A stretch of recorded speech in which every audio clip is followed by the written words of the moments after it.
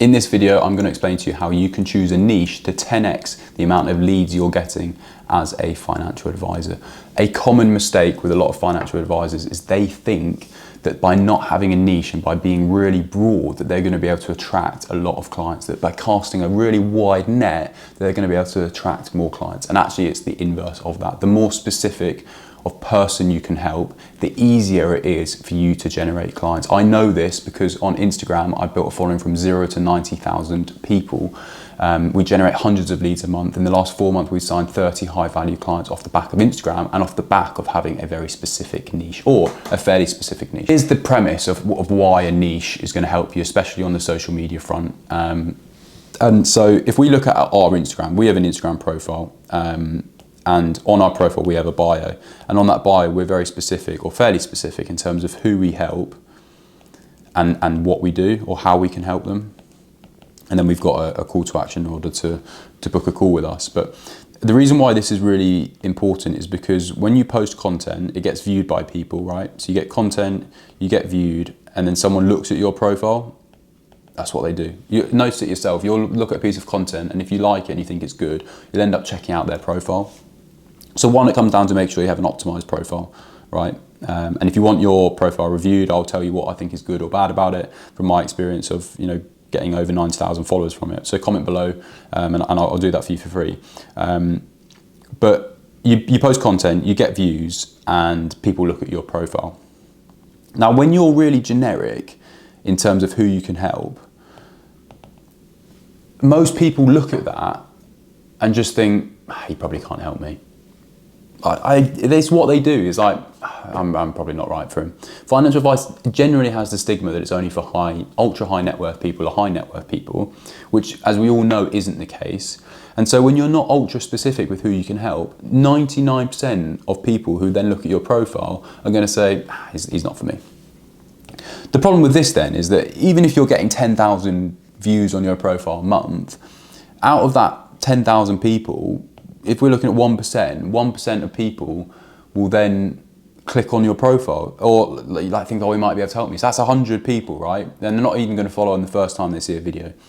When you're ultra specific in terms of who you can help, and you instantly call out that person that you can help, really specific, and you think how many people there are in the UK, I promise you there's no such thing as such a small niche. But when you're ultra specific and your content is towards that specific niche, and then they look at your profile and your bio and they say the same thing, it's the same specific niche that you want to help, when that person reads it, they go, oh, he or she can help me. Perfect, brilliant, I've been looking for someone like this who understands me.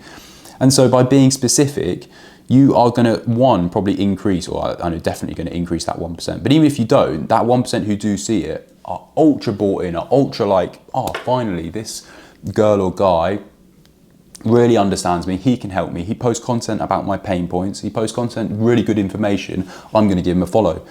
And then they're going to see more of your ultra specific content, and they're going to get more and more buy-in. They're going to get more and more trust. They're going to like you more and more until at the point where they end up starting to book in a call based on that call to action.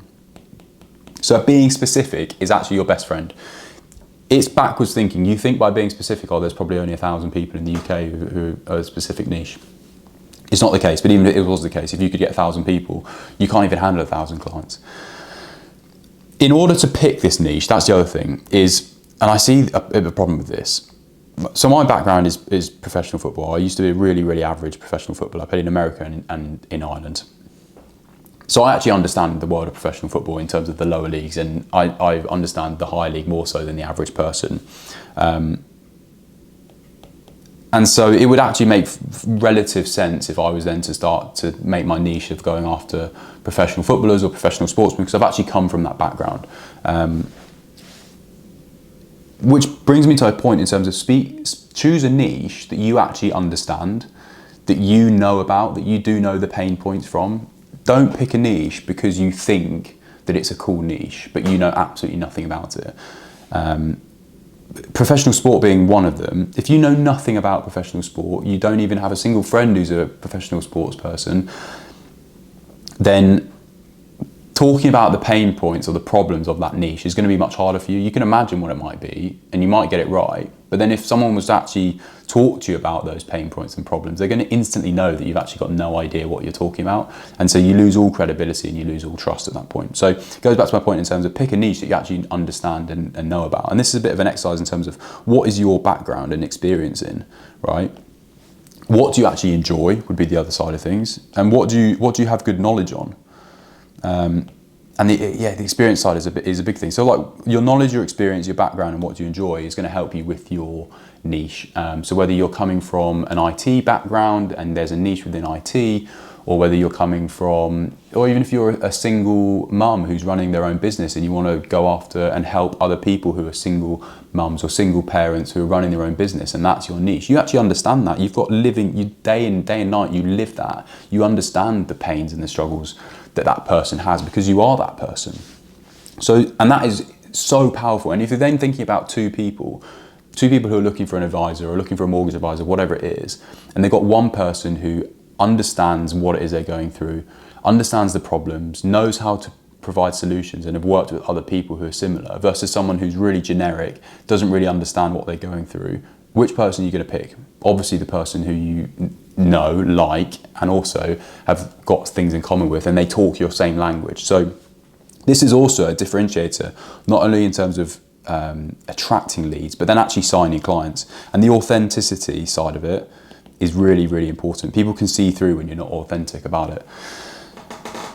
There's an exercise we do when we help financial advisors, and it brings about all of these questions, and we talk about this, and it ends up nailing down a really good niche for them.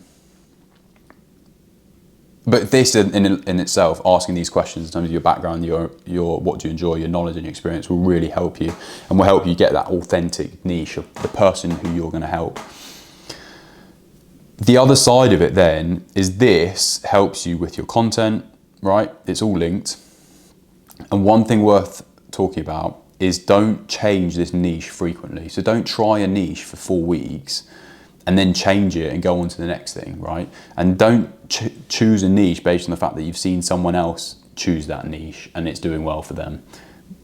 The authenticity in this is going to be way more powerful than what someone else is doing and if they're successful on it.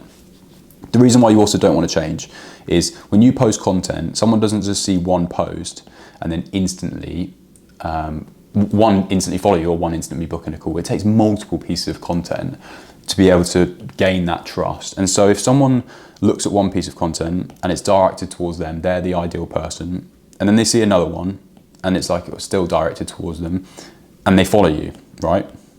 And then they keep seeing more and more pieces of content all directed towards them. And then next week, you've suddenly changed your niche and you're talking about someone else. All that trust and credibility that you've built with that person, and there'll be multiple people who have followed you off the back of that, suddenly will be like, what is this guy doing? What is this girl doing? Why are they help someone else now? Oh, it's not me. Either unfollow or absolutely never will book in a call with you. Pick a niche, understand that niche, be authentic to you and your knowledge and your experience, and then create content towards that niche and be consistent with it. And you will find a niche and it will 10x the amount of leads you have and it will 10x your business.